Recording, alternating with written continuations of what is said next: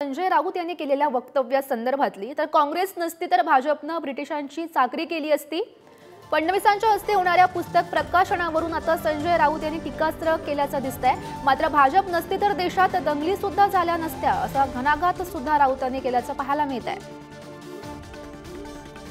तर संजय राऊत यांनी हे सध्या वक्तव्य केल्याचं आपल्याला पाहायला मिळत आहे। मला माहित नाही कोण आहेत त्या, संघ परिवारातला आहेत का किंवा काय मला माहित नाही।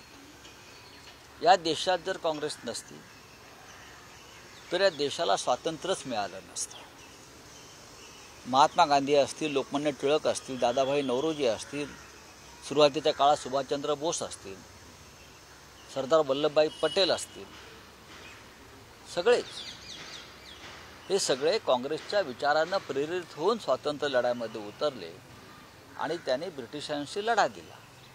काही मतभेद आपले असू शकतात, त्याच्यामुळे काँग्रेस नसती तर देवेंद्र फडणवीस, नरेंद्र मोदी, अमित शहा यांना अजूनही ब्रिटिशांची चाकरी करावी लागली असती।